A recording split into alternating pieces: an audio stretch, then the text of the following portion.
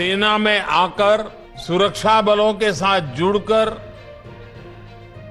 Police सेवा में आकर हर युवा उसका सपना होता है कि वो देश की रक्षा का प्रहरी बने।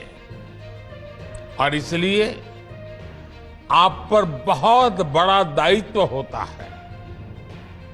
इसलिए आपकी जरूरतों के प्रति भी हमारी सरकार बहुत गंभीर रही है।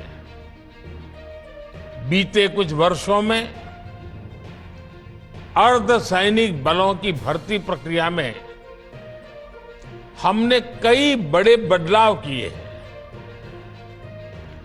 आवेदन से लेकर चयन तक की प्रक्रिया में तेजी लाई गई है। अर्धसैनिक बलों में भर्ती के लिए होने वाली परीक्षा अब 13 स्थानीय भाषाओं में भी कराई जा रही है। पहली ऐसी परीक्षा में सिर्फ हिंदी या अंग्रेजी चुनने का ही विकल्प होता था। अब मातृभाषा का मान बढ़ा है। इस बदलाव से लाखों युवाओं के लिए रोजगार पाने के रास्ते खुल गए हैं। पिछले वर्ष भी छत्तीसगढ़ के नक्सल प्रभावित जिलों में सैकड़ों आदिवासी युवकों की नियुक्ति की गई थी।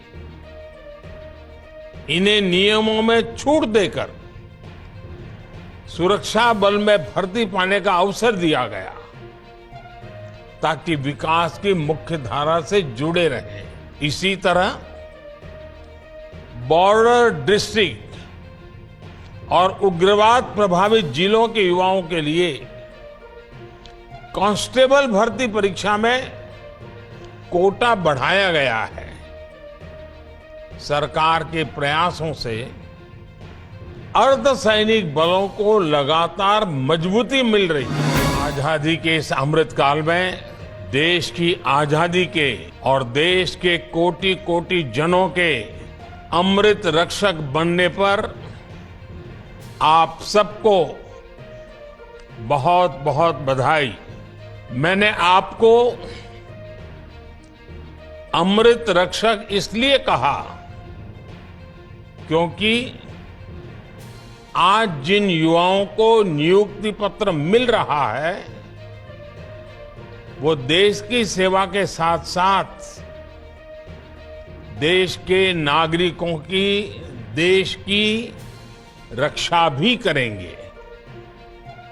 इसलिए एक तरह से आप इस अमृत काल के जन और अमृत रक्षक भी हैं। मेरे परिवारजनों, इस बार रोजगार मेला का ये आयोजन एक ऐसे माहौल में हो रहा है जब देश गर्व और आत्मविश्वास से भरा हुआ है। हमारा चंद्रयान और उसका रोवर प्रज्ञान लगातार चंद्रमा से ऐतिहासिक तस्वीरें भेज रहा है। गर्व से भरे इस क्षण और ऐसे समय में आप अपने जीवन की सबसे महत्वपूर्ण यात्रा शुरू करने जा रहे हैं। मैं सभी सफल अभ्यर्थियों और उनके परिवारजनों को अनेक अनेक शुभकामनाएं देता हूं। कभी यूपी विकास के मामले में बहुत पीछे था और अपराध के मामले में बहुत आगे, लेकिन अब कानून का राज स्थापित होने से यूपी विकास की नई ऊंचाई छू रहा है। कभी गुंडों माफिया की दहशत में रहने वाले उत्तर प्रदेश में आज भयमुक्त समाज की स्थापना हो रही है। कानून व्यवस्था का ऐसा शासन लोगों में विश्वास पैदा करता है। और जब अपराध कम हुआ है तो यूपी में निवेश भी बढ़ रहा है, इन्वेस्टमेंट आ रहा है। इसके उलट हम ये भी देखते हैं कि जिन राज्यों में अपराध चरम पर है वहां निवेश भी उतना ही कम हो रहा है। सारे रोजी रोटी के सारे काम ठप पड़ जाते हैं।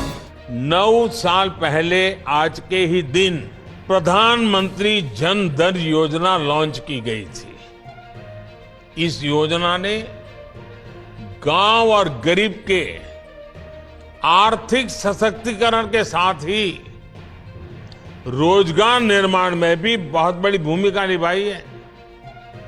9 साल पहले देश में बहुत बड़ी संख्या में लोगों के पास बैंक खाता ही नहीं था। बेचारों ने बैंक का दरवाजा नहीं देखा था।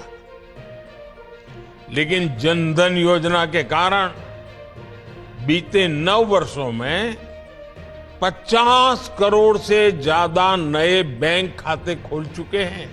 इस योजना से गांव गरीब तक सरकारी लाभ सीधे पहुंचाने में तो मदद मिली ही है और साथ ही महिलाओं, दलितों, पिछड़ों, आदिवासियों के रोजगार और स्वरोजगार को इससे बहुत बल मिला है।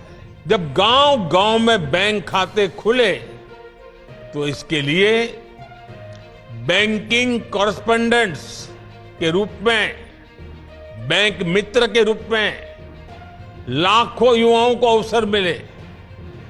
बैंक मित्र हो, बैंक सखी हो, इसके रूप में हमारे हजारों बेटे बेटियों को रोजगार मिला।